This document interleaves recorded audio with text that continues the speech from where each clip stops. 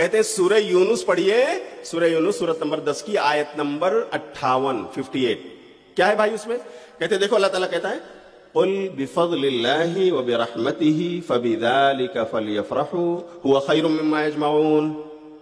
ترجمہ، اے نبی آپ کہہ دیجئے کہ اللہ کے فضل اور اس کی رحمت پر ان لوگوں کو یعنی مومنوں کو خوش ہو جانا چاہیے، یہ تو اسے بہت بہتر ہے جو یہ لوگ جمع کر رہے ہیں۔ تو میرے بھائی میلاد کا کوئی لفظ آیا اس میں؟ نہیں نا؟ دلیل کیسے ہے اس میں میلاد کی؟ کہتے ہیں دلیل ایسے ہے، اللہ کہہ رہا ہے اللہ کے فضل اور اس کی رحمت پہ خوش ہونا چاہیے، تو نبی صلی اللہ علیہ وسلم کی پیدائش سے بڑھ کر اللہ کا فضل اور اللہ کی رحمت کوئی ہو سکتی ہے؟ سارے مسلمان کہتے ہیں نہیں۔ تو کہتے ہیں جب اللہ کا فضل اور اس کی سب سے بڑی رحمت نبی کی پیدائش ہے، نبی ہمیں ملے، تو آخر ہمیں کیوں نہیں خوش ہونا چاہیے؟ تو بھائی ضرور خوش ہونا چاہیے۔ کیسے؟ اسی انداز میں۔ ایک سوال یہ، دوسرا یہ کہ یہ آیت جس کا ذکر آپ نے کیا ہے یا آپ کے عالم دین نے بتایا ہے، میرے بھائی آگے پیچھے بھی پڑھ لیتے تو شاید وہی تفسیر مل جاتی کہ اللہ کا فضل اور اس کی رحمت سے مراد نبی صلی اللہ علیہ وسلم کی پیدائش ہے یا کچھ اور۔ تو آئیے اس کا جواب ڈھونڈ لیتے ہیں۔ ہم اس بھائی سے کہتے ہیں کہ سورہ یونس کی 58 نمبر آیت سے پہلے 57 نمبر کی آیت پڑھ لو، اسی میں اس کا جواب ہے۔ دیر از دا آنسر۔ کیا جواب ہے؟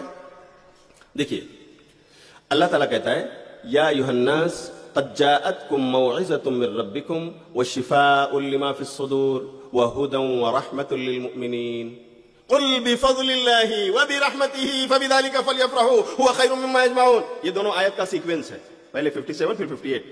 تو 58 تو بتا دیا 58 نمبر کی آیت عالم صاحب نے، 57 نمبر کی آیت کیوں نہیں پڑھے آپ؟ اس میں کیا ہے مولانا؟ سنو اس میں کیا ہے، اسی کا جواب۔ اللہ کہتا ہے یا ایھا الناس، اے لوگو، قد جاءتکم موعظۃ من ربکم، یقیناً آ چکی ہے تمہارے پاس تمہارے رب کی طرف سے نصیحت والی بات، یعنی قرآن۔ نصیحت والی بات کیا ہے میرے بھائیو؟ قرآن۔ کیا ہے بات؟ قرآن ہے، اللہ کا کلام ہے نا۔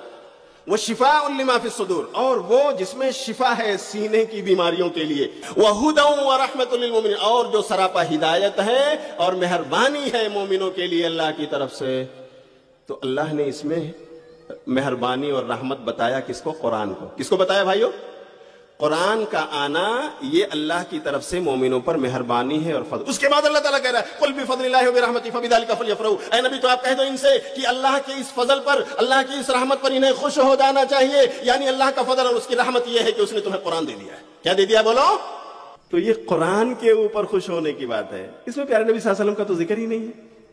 ہاں قرآن ان کے اوپر اترا ہے، یہ بات ضرور ہے، لیکن چلو تھوڑی دیر کے لیے ہم مان لیتے ہیں کہ جو آپ کہہ رہے ہو کہ خوش ہونا چاہیے، تو بھلا بتاؤ کیا یہ قرآن آپ پہ اترا کہ پیارے نبی صلی اللہ علیہ وسلم پر؟ کس پہ اترا بھائیو؟